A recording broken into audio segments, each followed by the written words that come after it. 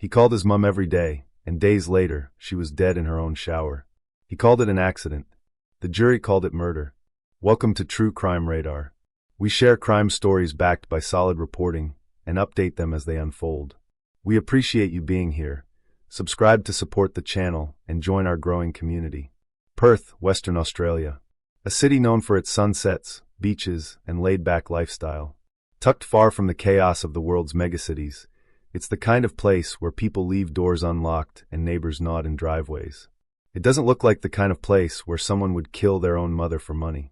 But sometimes evil dresses up as ordinary. Colleen Rebello lived in Bicton, a quiet suburb just south of Perth Centre. Wide streets, blooming jacarandas, and the kind of silence that suggests peace or secrets. She wasn't a name people recognized. Not a politician. Not a celebrity. Just a mother of 4, working hard, studying harder, and finally stepping into a life that felt like her own. At 58, Colleen had just started a new job and was studying for a master's degree. She was building a future, not knowing her past would be used against her. She had sacrificed plenty. Raising 4 kids alone doesn't come with medals. But her youngest son, Andre, always stood out. Not just to her, but online too. Andre Rebello was no ordinary 20-something. He styled himself as a cryptocurrency entrepreneur, flexed designer clothes, and posed next to flashy cars. His girlfriend, Gracie Piscopo, was an Instagram influencer with millions of followers. Together, they were Perth's picture-perfect couple, young, rich, and in love. Or so it looked on camera. Behind the curated filters and beach photos, the truth was messy. The couple was drowning in debt, over $112,000 in the red, and getting desperate. The crypto empire? Smoke and mirrors. The luxury lifestyle? Mostly borrowed. And that's when things started getting dark. On May 25, 2020, everything changed. Colleen was found dead in her home. She was lying in her shower, peaceful at first glance. No forced entry. No signs of a struggle. The early cause of death was ruled undetermined. Nothing jumped out as suspicious. It looked like a tragedy, just another woman who maybe slipped, or whose heart gave out too soon. But then came the paperwork, the phone records, the life insurance policies. Turns out, Colleen had been insured for over $1 million just days before her death. And her son Andre was the one who filed them. He didn't wait long before trying to claim the payout. And when insurers asked questions, he had answers. Too many, in fact. He faked documents. He used AI voice technology to pretend to be a doctor. He tried to rewrite his mother's will. He forwarded her mail. He covered all the bases, except one, the truth. It didn't take long for police to start asking questions. And Andre had no idea how deep the hole he'd dug would go. This is Colleen Rebello. By all accounts, she was the kind of mother people write Mother's Day cards about, generous, steady, and quietly resilient. A single parent to 4 children, she had spent years putting everyone else first. And by 58, she was finally carving something out for herself. A new job, a master's degree in progress. She was the kind of person who didn't expect life to hand her anything, and kept going, even when it didn't. Friends described her as spiritual, family-focused, and intelligent. She wasn't flashy. She didn't crave attention. She was the opposite of dramatic, which made what came next all the more jarring. Now meet Andre Rebello, Colleen's youngest son, the influencer's boyfriend, the one with the ring light, the Rolex, and a phone that never left his hand. Online, Andre projected confidence, shirts unbuttoned, lips pursed, filters on. He sold crypto advice, flaunted luxury brands, and promised wealth to anyone who would follow him. The message was clear. I'm young, I'm rich, and I figured it out. But the books told a different story. Andre and his partner, influencer Gracie Piscopo, were not living the dream. Behind the curated perfection of Instagram was a financial black hole. By 2020, they owed over $112,000 and were desperately trying to keep up appearances. They were deep in the influencer economy, where image is everything and authenticity is optional. And that pressure? It doesn't just crack facades. Sometimes it breaks people. Andre's life was a cocktail of half-truths and hustle. But where others might scale back or come clean, he took a different route, paperwork. Specifically, 3 life insurance policies in his mother's name, totaling more than $1 million. Policies signed mere days before she died. To most people, that would raise a red flag. To Andre, it seemed like a plan. Here's where it gets disturbing. He didn't just submit the claims. He forged Colleen's signature. He impersonated a psychologist, even used AI-generated voice tools to fake conversations. He made up a story about her being mentally unstable. He rewrote her will, naming himself as the sole executor. He even forwarded her mail to his house. All of this before the coroner had ruled on how she died. And then there were the lies. Andre told family members different stories about Colleen's health, sometimes saying she'd had a fall, other times hinting at a stroke. When asked where he was during her death, he lied. But phone records placed him near her home around the time she is believed to have died. At first, police didn't know what to make of Colleen's death. It looked clean. There were no obvious injuries. But the more they looked, the less natural it seemed. There were subtle bruises on her body, petechial hemorrhaging, tiny red dots in her eyes, which often appear when someone is suffocated. Her death certificate was originally marked undetermined, but that would soon change. And then there was Andre's search history. Among his queries, coroner aneurysm causes. The kind of thing someone might Google if they were trying to make a death look like a stroke. He also searched for ways to access his mother's medical records. Not out of concern.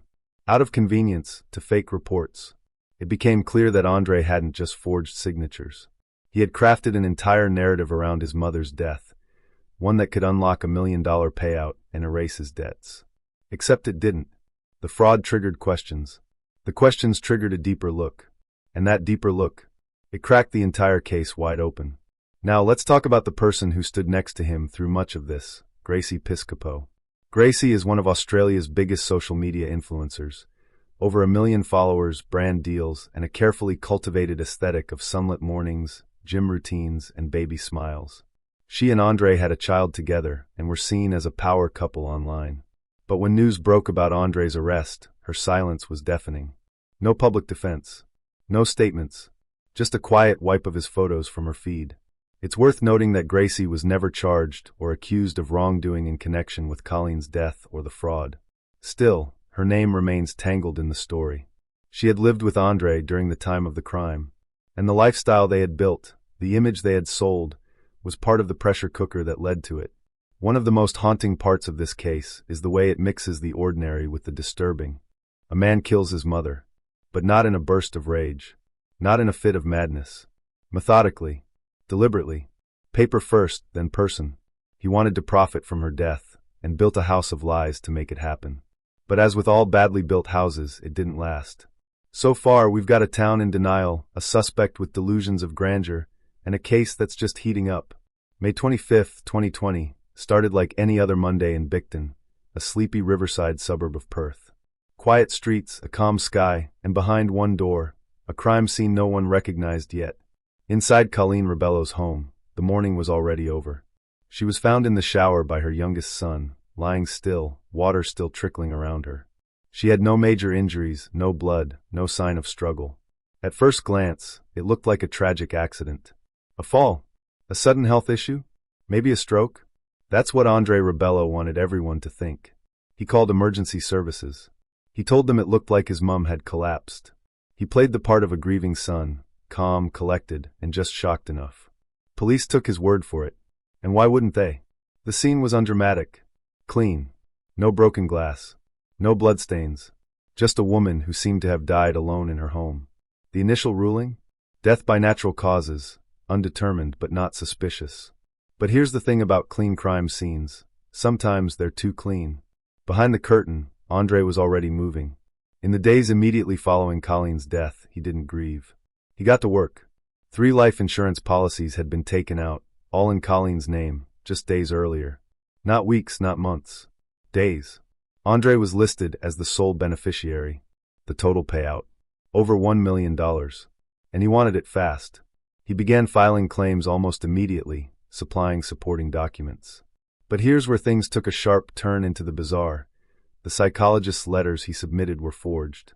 The signatures? Fake. The contact numbers? Fabricated. One letter came from a supposed mental health professional claiming Colleen had long-standing psychological issues, a clear attempt to frame her death as a result of mental instability. When investigators contacted the clinic listed on the letter, they hit a wall. The psychologist didn't exist. The letterhead was fake. The phone number was real, but it rang back to Andre himself. He even used voice cloning AI to simulate phone calls with the fake doctor. When the insurer followed up, Andre tried to manipulate the audio in real time. But the tech wasn't perfect, and the person on the other end could tell something was off. Still, that wasn't enough to trigger a criminal case. Yet, next, Andre forged Colleen's will. In the version he submitted to officials, Colleen had allegedly rewritten her final wishes to make Andre her sole executor and main beneficiary. The date on the document? Just before she died. The signature? Shaky. Investigators later determined it was a trace-over forgery. Not even a good one. But what really raised alarms was Andre's behavior. He started redirecting her mail. Told relatives he was handling her affairs. Claimed she had just been really off lately. But then came the digital footprints, and Andre's efforts to erase them only made things worse. On his phone, police found search histories that didn't add up for someone mourning a sudden death. Queries like, signs of stroke after death. Can aneurysm be diagnosed post-mortem? What causes petechial hemorrhaging? How long does it take to suffocate someone? These weren't idle curiosity. They were research. The kind of research you do when you're building a cover story. Meanwhile, the autopsy told a different story. Colleen's body showed bruising not consistent with a fall. She had petechial hemorrhages in her eyes and face. Tiny blood vessels burst from asphyxiation. There were no defensive wounds. No broken bones. Just a quiet suffocation, likely from behind, while she was unaware. It wasn't loud. It wasn't violent. It was slow. And the timing? Chilling. Phone tower records placed Andre near her home at a critical window of time. He claimed he was elsewhere, but his phone told the truth. Investigators believe Colleen was killed that morning, and not long after, Andre began constructing the narrative of her natural death.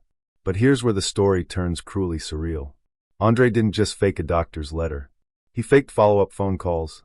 He used voice changers, pre-written scripts, and callback numbers routed to his phone.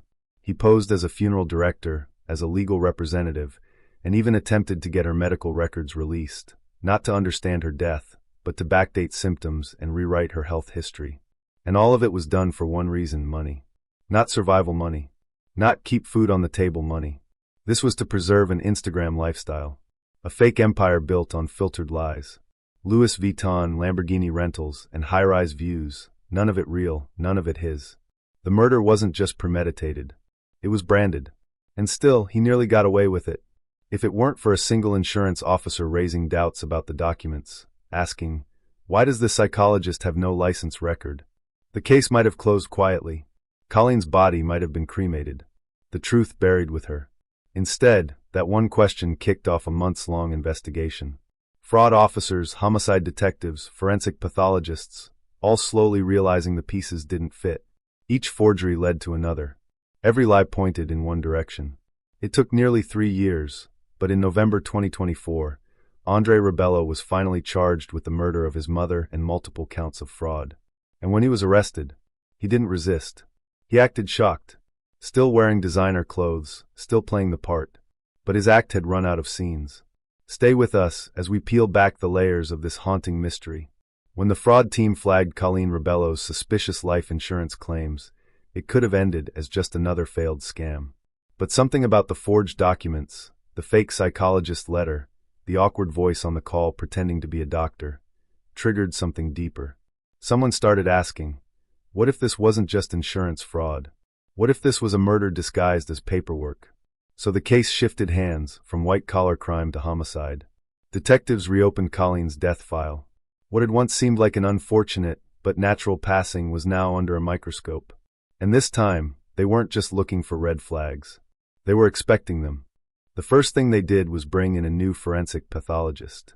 She examined the original autopsy with a different set of eyes. The bruising on Colleen's body? Too symmetrical. Too consistent with force, not impact. The petechial hemorrhaging in her eyes and face? A classic marker of asphyxiation. It wasn't much, but it was enough to say one thing with certainty. This didn't look natural. Then came the digital trail.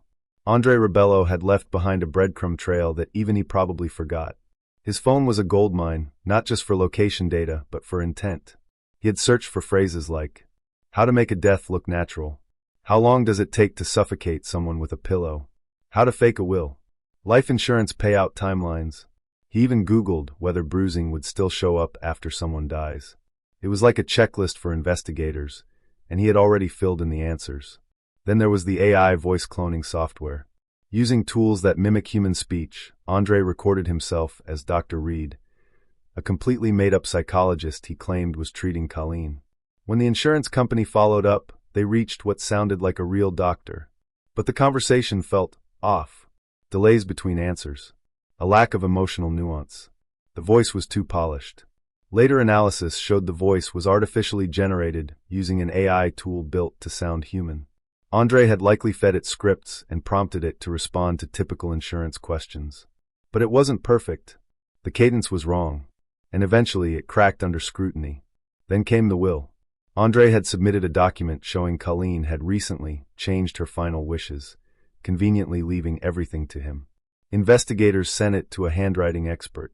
The verdict? It was a traced forgery, likely copied from an older legitimate signature. A poor one, too. And the timing didn't make sense.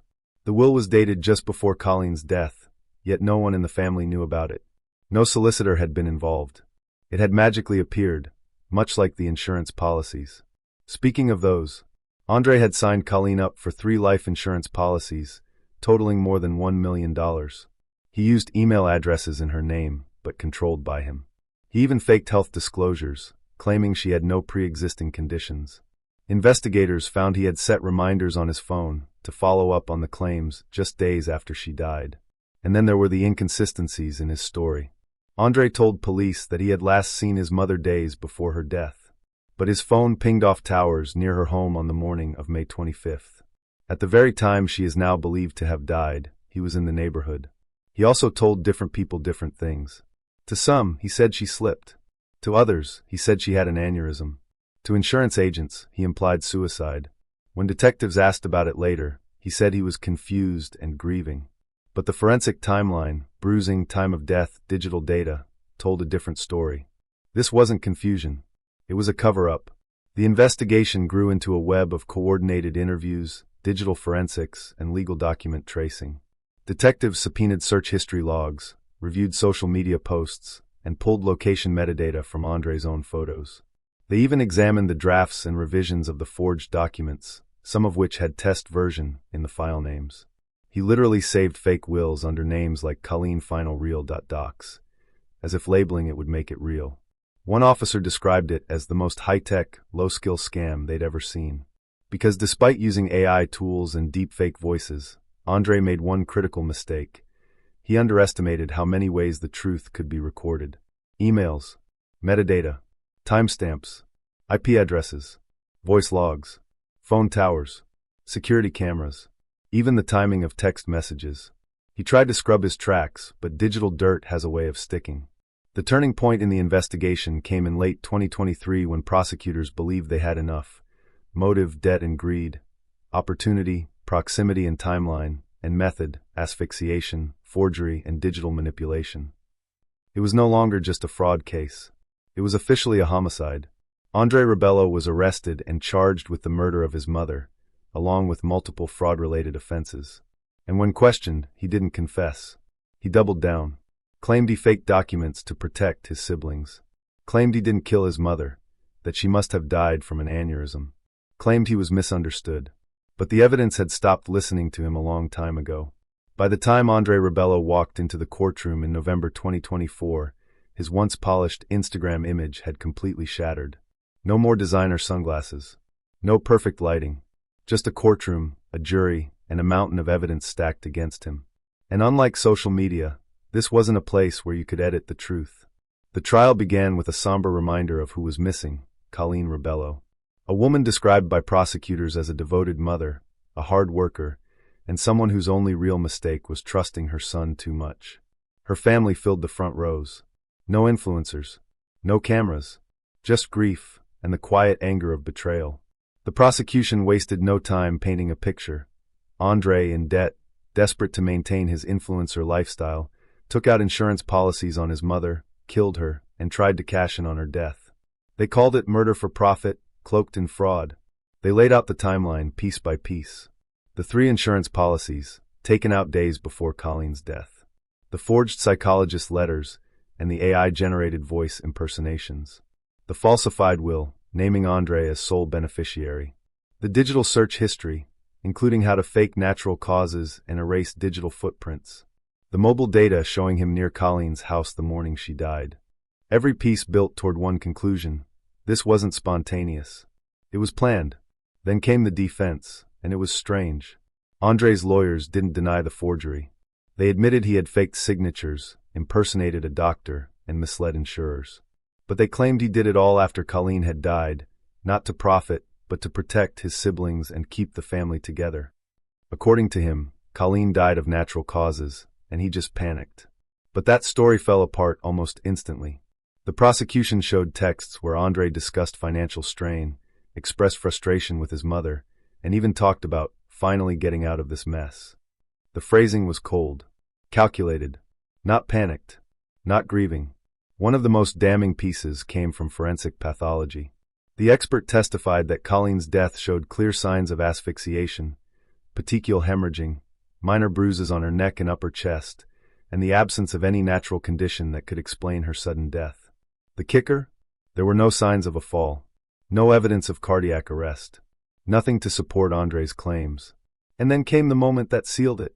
The prosecution played a recorded phone call between Andre and an insurance agent. It was one of the calls where he impersonated the fake psychologist. The audio glitched. The cadence was robotic. At one point, he forgot which persona he was using and switched back to his real voice mid-sentence. The jury didn't need to hear much more. After several weeks of testimony, evidence, and witnesses, including Colleen's other children, handwriting experts, tech analysts, and voice specialists, the verdict came in. Guilty. Andre Rebello was convicted of first-degree murder and multiple counts of fraud. In April 2025, he was sentenced to life in prison with the possibility of parole after 25 years. In court, he showed little emotion. No tears. No apologies. Just a stare that seemed detached from the gravity of it all, like he still couldn't believe the story wasn't going his way. And in a final twist of cruelty, the court revealed he had even attempted to claim superannuation death benefits while awaiting trial. Right up to the end, he kept trying to collect. In court, he claimed he was protecting his family. The jury, however, was protecting the truth, and they weren't buying it. In the end, the story of Colleen Rebello wasn't just about a murder. It was about a betrayal so calculated, so hollow, that it didn't just take a life. It shattered the idea of trust within a family. Colleen was preparing for her next chapter, new job, new degree, new purpose. But the person she trusted the most, the son she raised and defended, saw her not as a mother, but as a financial solution. A way to escape debt. A way to keep playing rich on Instagram, while everything around him was rotting. What makes this case hit so hard isn't the method. Though the AI impersonations, forged documents, and tech trail are chilling, it's the motive. This wasn't done out of rage or desperation in a single moment. It was slow, methodical, premeditated. Andre Rebello didn't just kill his mother. He built a digital lie around her death. He created fake doctors, wrote fake wills, had fake conversations, and still thought he could walk away with $1 million. He forgot one thing: paper trails don't lie. And in 2020, neither do phones, browsers, or metadata. Every step he took was recorded. Every keystroke left a footprint. And eventually, every lie unraveled. The influence game he was trying to play, flashing cars, jet-set photos, fake smiles, only made it worse. Because behind every filtered post was a real crime happening in plain sight. He wasn't just posing. He was posing as someone else entirely. Now Andre sits in prison serving life. His social media empire has vanished. His partner, Gracie Piscopo, wiped him from her feed. Their child, caught in the crossfire, grows up with silence where a father used to be. And Colleen? She never got the fresh start she worked so hard for. Her name deserves to be remembered, not for the headlines, but for the life she tried to live. Quiet, steady, full of hope. So yeah, that's the story of a man who used AI to fake doctors, forged a grieving son act, and thought he could rewrite a murder like a script. He wasn't a mastermind, just a coward in a designer belt. If this story shook you like it did us, don't scroll away. Every week, we uncover the stories behind the headlines, tales of betrayal, survival, and the dark corners of human greed. Subscribe to True Crime Radar and be part of a community that believes truth matters, no matter how long it takes to surface. Because behind every cold case, there's a voice waiting to be heard, and a lie waiting to be torn apart. Justice doesn't always come easy, but when it does, we're here to tell you exactly how.